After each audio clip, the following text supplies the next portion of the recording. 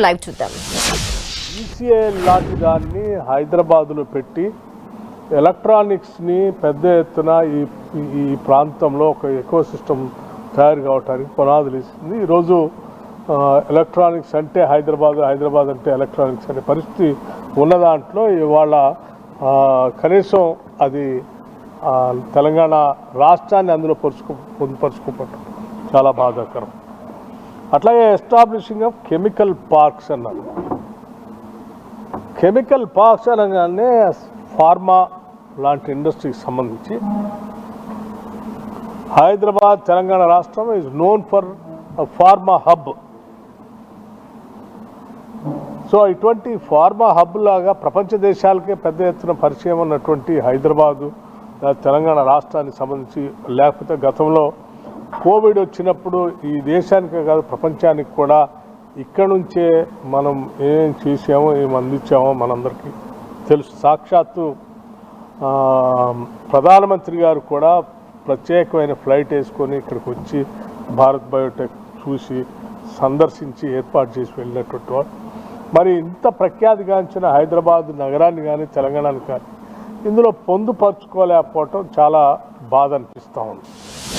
ఇది అట్లాగే affordable sports goods అన్నారు. అఫోర్డబుల్ స్పోర్ట్స్ అన్నప్పుడు మనం అందరికీ తెలిసింది, ఈ మధ్యనే మనం స్పోర్ట్స్ మీద పెద్ద ఎత్తున ఈ రాష్ట్ర ప్రభుత్వం ఎంత పెద్ద ఎత్తున ముందు పోతుందో కూడా తెలుసు. గ్లోబల్ సమ్మిట్లో ప్రత్యేకంగా మనం విజన్ డాక్యుమెంట్ రిలీజ్ చేసాం. 2047 విజన్ డాక్యుమెంట్లో మనం we have given so much of focus on sports. గౌరవ ముఖ్యమంత్రి గారు పదే కొరియా వెళ్ళాను, నేను ఒక యూనివర్సిటీని చూశాను, అక్కడ ఆ యూనివర్సిటీలో 4 గోల్డ్ మెడల్స్ వచ్చినాయి. చాలా తక్కువ పాపులేషన్ ఉన్నప్పుడు కూడా అట్లా సాధిస్తూ ఉన్నారు. మన దగ్గర కూడా ఇటువంటి యూనివర్సిటీస్ని మనం పెద్ద ఎత్తున ఎస్టాబ్లిష్ చేస్తే పెద్ద ఎత్తున గోల్డ్ మెడల్స్ తీసుకోవచ్చు అని చెప్పి ఆ స్పోర్ట్స్ యూనివర్సిటీనే పెట్టాలని, లేకపోతే స్పోర్ట్స్ సంబంధించిన యాక్టివిటీస్ అన్నింటినీ ఫోకస్గా మేము తీసుకొని ముందుకు పోతామని చెప్పినప్పుడు ఒక ప్రభుత్వమే ముందుకు వచ్చి స్పోర్ట్స్ మీద ముందుకు పోతామని చెప్పినప్పుడు మీరు అఫోర్డబుల్ స్పోర్ట్స్ గూడ్స్ రంగంలోనే ముందుగా గుర్తు రావాల్సింది తెలంగాణ. అన్ఫార్చునేట్లీ వాళ్ళు అనౌన్స్ చేసిన దాంట్లో ఎక్కడ తెలంగాణ కనపట్టలేదు. అట్లాగే ఆరెంజ్ ఎకానమీకి సంబంధించి కూడా మాట్లాడారు. ఆరెంజ్ ఎకానమీకి సంబంధించి మాట్లాడుతూ మీరు సెంటర్స్ అన్నీ కూడా ఇటు బాంబేలో లేకపోతే ఇతరత్ర ప్రాంతాలకు షిఫ్ట్ చేయడం కోసం ప్రయత్నిస్తారు. ఆరెంజ్ ఎకానమీ అంటే audio, video, gaming and comics లాంటిది. Audio, video, gaming and comics లాంటిది మీ అందరికి తెలిసిందే. హైదరాబాద్ నగరము ఈరోజు ఆడియోకి కానీ, వీడియోకి కానీ, గేమింగ్ కానీ, కామిక్స్ కానీ it has become a biggest centre. Because software ఇండస్ట్రీయో లేకపోతే ఇతరత్ర ఉన్నటువంటి ఇక్కడ టాలెంటెడ్ యూత్, లేకపోతే గవర్నమెంట్ ఎప్పటి నుంచో గేమింగ్ దాని మీద దృష్టి పెట్టి ప్రత్యేకంగా భూములు కేటాయిస్తూ ఆ సెక్టార్ని అభివృద్ధి చేయటం, వీటన్నిటి దృష్ట్యా ఇవాళ Hyderabad has become a main centre for orange economy. అటువంటి ఆరెంజ్ ఎకానమీలో కూడా మీరు హైదరాబాద్ దృష్టి పెట్టకుండా ఎక్కడో బాంబేకో లేకపోతే ఇతర ప్రాంతాలు తీసుకొని ఈరోజు ప్రయత్నం చేస్తూ ఉంటే తెలంగాణ ఏం తప్పు చేసిందని మీరు తెలంగాణ మీద ఇంత ఈ రకంగా న్యాయం చేయకుండా ఆలోచన చేశారో నాకు మాత్రం చాలా బాధగా ఉంది. అట్లాగే మరొక అంశం రీజనల్ మెడికల్ వాల్యూ హబ్ అన్నారు. ప్రపంచం అంతా తెలుసు Hyderabad has become a medical tourism also, medical hub. అనేక దేశాల నుంచి హైదరాబాద్ వైద్యానికి ఈ దేశంలో ఉన్నటువంటి రాష్ట్రాలు కాదు ఇతర దేశాల నుంచి కూడా పెద్ద ఎత్తున హైదరాబాద్లో అందుబాటులో ఉన్నటువంటి మెడికల్ ఫెసిలిటీస్ సంబంధించి పెద్ద ఎత్తున ఇక్కడికి వస్తూ ఉన్నారు. అటువంటి దాంట్లో కూడా మీరు హైదరాబాద్ తెలంగాణ నుండి ఇంక్లూడ్ చేయడం చాలా బాధ అనిపిస్తుంది. వాటర్వేస్, ఇన్లాండ్ వాటర్వేస్ గురించి చాలా సీరియస్గా బహుశా ఈ దేశంలో ఏ రాష్ట్రం కూడా మీరు గంగా రిజర్వేషన్ తర్వాత ప్యూరిఫికేషన్ తర్వాత సీరియస్గా ఈ మధ్యకాలంలో ఒక నగరంలో ఉన్నటువంటి ఒక 56 కిలోమీటర్లు పైబడి అనుకుంటా బహుశా, if I'm right, subject to correction.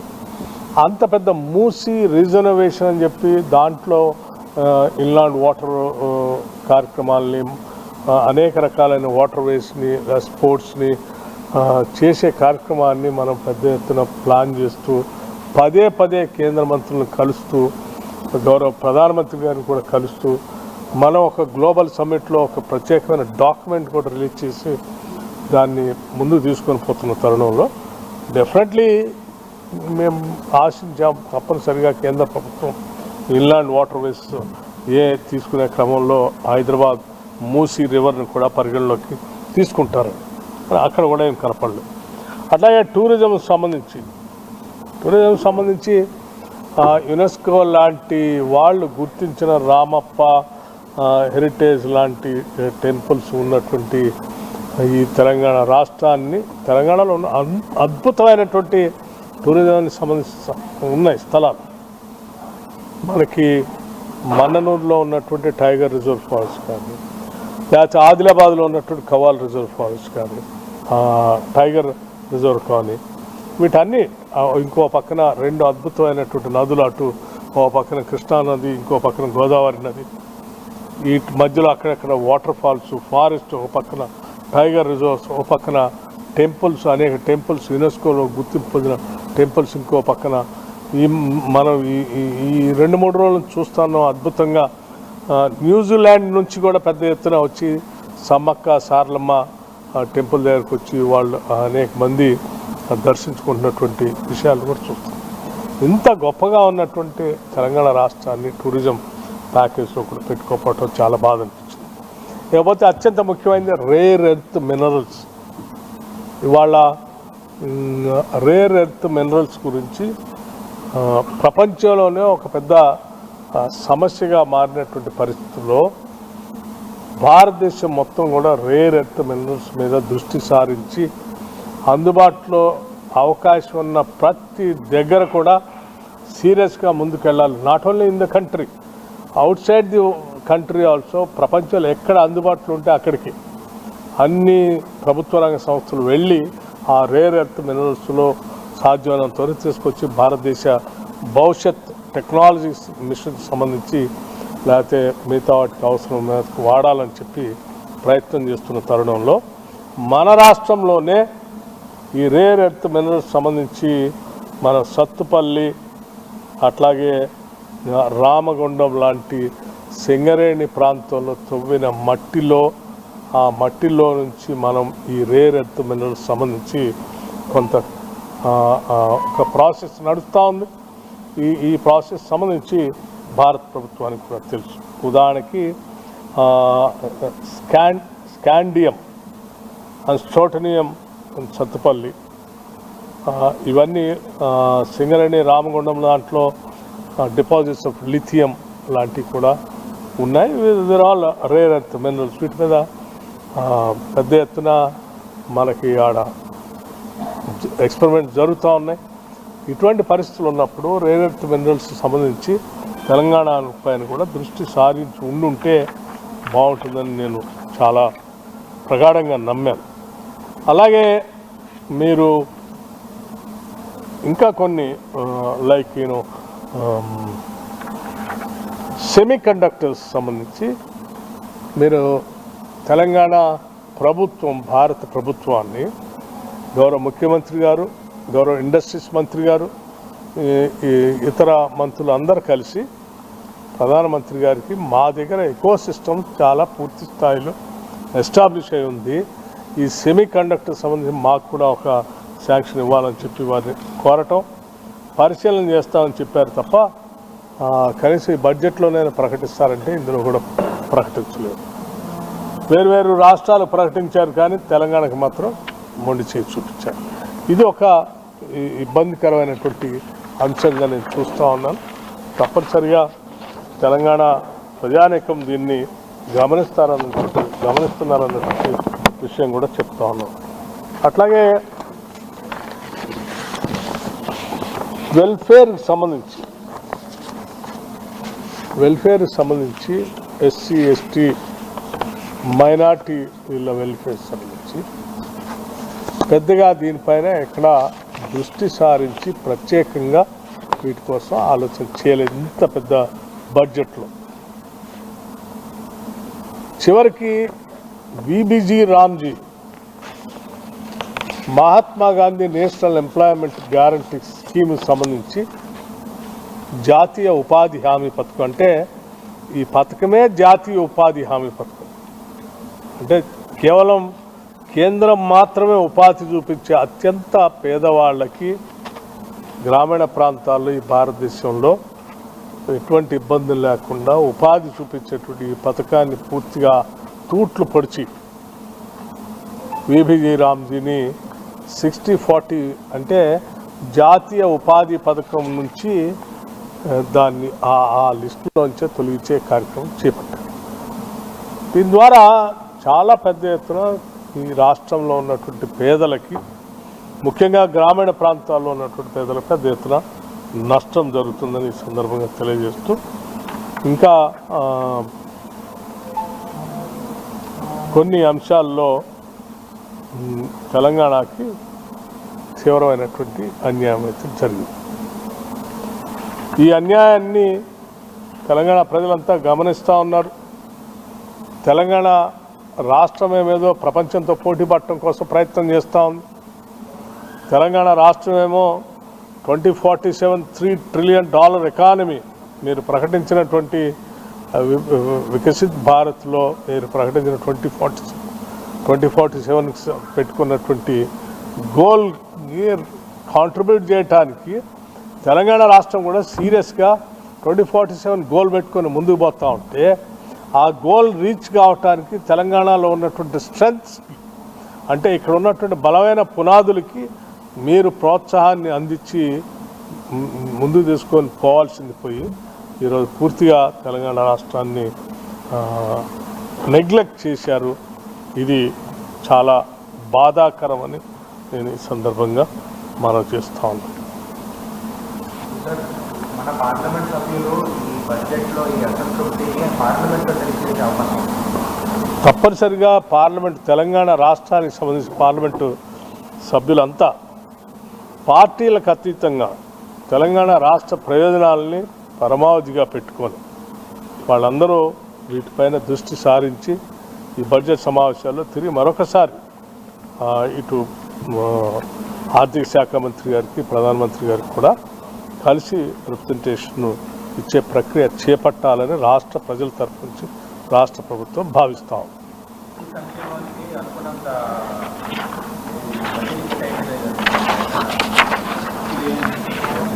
అమ్మా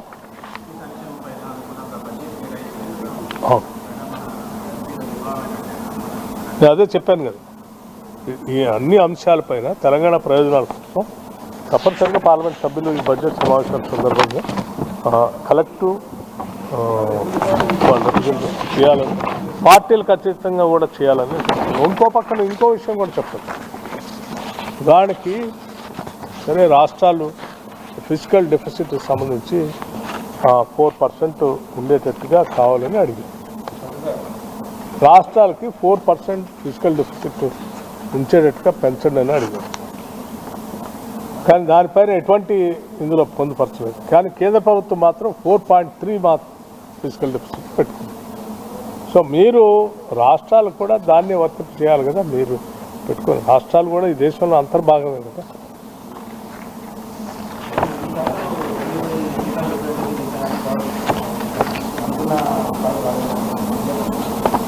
We are very, very particular about semiconductor park, state government. కానీ ఎన్నిసార్లు అడిగినా సెమీకండక్టర్ పార్క్స్ ఎందుకు అంత సీరియస్గా సెమీకండక్టర్ పార్క్స్ గురించి అడుగుతూ ఉన్నాం అంటే, మారుతున్నటువంటి గ్లోబలైజేషన్లో, పెరుగుతున్నటువంటి పరిస్థితుల్లో కొన్ని దేశాలు వాటి మీద గుత్తాధిపత్యం సాధించి అంతిమంగా ప్రపంచాన్ని శాసించే పరిస్థితికి వస్తూ ఉంది. సో దానివల్ల తెలంగాణ రాష్ట్రంలో, భారతదేశంలో కూడా ఉత్పత్తి అవుతున్న ఎలక్ట్రానిక్స్ సంబంధించి వాటన్నిటికీ ఆ మెటీరియల్ను ఆయా దేశాలు సప్లై చేస్తే తప్ప ప్రొడక్ట్స్ తీసుకొచ్చే పరిస్థితి లేదు. ఒకవేళ వాళ్ళు సప్లై చేసే పరిస్థితి ఆగిపోతే ఈ వ్యవస్థలన్నీ కూడా కుప్పగొలిపోతాయి. సో దాంతో దేశమే పెద్ద ఎత్తున వెనకబడిపోయే ప్రమాదం. తప్పనిసరి పరిస్థితుల్లో కొన్ని దేశాలకి వీటి అవసరాల కోసం లొంగిపోవాల్సిన దుస్థితి కూడా ఏర్పడుతుంది. అటువంటి పరిస్థితి నుంచి దేశం బయటపడటం కోసమే rare earth minerals, semi conductors manufacturing, ఇటు చిప్ మ్యానుఫ్యాక్చరింగ్, వీటన్నిటికీ అవకాశం ఉన్నటువంటి హైదరాబాద్ నగర ఎకోసిస్టమ్, ఇక్కడ ఉన్నటువంటి టాలెంట్ సిస్టమ్ కానీ, నాలెడ్జ్ హబ్స్ కానీ, ఏర్పాటు చేసిన ఇన్ఫ్రాస్ట్రక్చర్ని కానీ, ఆల్రెడీ ఎస్టాబ్లిష్ అయిన ఎకోసిస్టమ్ కానీ, వీటన్నిటిని వాడుకొని దీన్ని జాగ్రత్తగా తీసుకొని పోతే తెలంగాణకు ఒక్కదానికే కాదు, దేశానికి కూడా పెద్ద ఎత్తున ఉపయోగపడుతుంది. దానికోసమే నేను చెప్పాను, in interest of the country also. So finally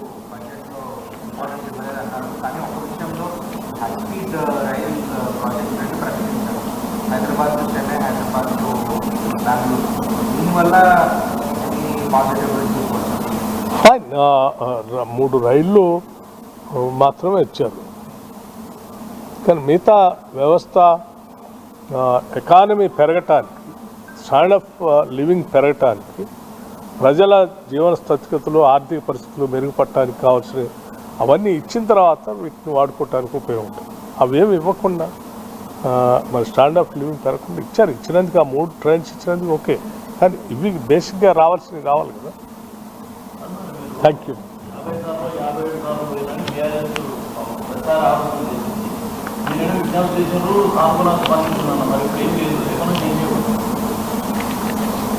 రాష్ట్ర ప్రభుత్వంగా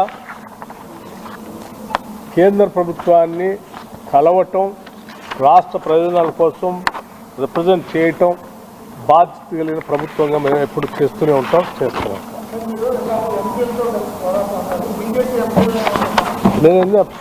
నేనేం చెప్పాను, రాజకీయాలకు అతీతంగా రాష్ట్రం నుంచి ప్రాతినిధ్యం వహిస్తున్న పార్లమెంట్ సభ్యులు అందరూ కలిసి విస్తృతమైన రాష్ట్ర ప్రయోజనాల దృష్ట్యా మీరు కేంద్రంలో పార్లమెంట్ బడ్జెట్ సమావేశాలు జరుగుతున్నాయి కాబట్టి ఆర్థిక శాఖ మార్చుల్ని, అవసరమైతే ప్రధానమంత్రి గారిని కూడా అందరూ కలిసి ఈ రాష్ట్ర ప్రయోజనాల కోసం వీటన్నిటిపైన మళ్ళీ ఒకసారి కలిసేటువంటి ప్రయత్నం చేయాలి. ప్రభుత్వం తప్పనిసరిగా ఆ రకమైనటువంటి సూచనలు కూడా పార్లమెంట్ సభ్యులకు చేస్తుంది.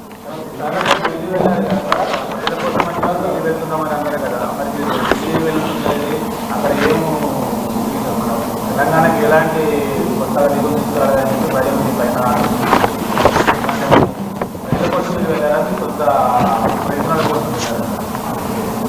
ఇచ్చిన ప్రతి రిప్రజెంటేషన్, చెప్పిన ప్రతి అంశం ఈ రాష్ట్ర ప్రజల ప్రయోజనాల కోసం. Thank you.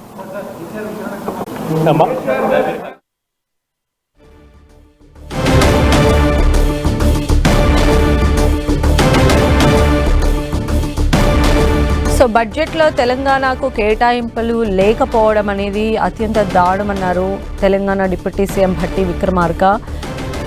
తెలంగాణకు అన్ని రకాలుగా అంటే కేంద్రం నుంచి నిధులు రావాల్సింది అని అన్నారు. క్రీడా రంగంలో కూడా తెలంగాణకు ఎలాంటి కేటాయింపులు లేవని చెప్పారు.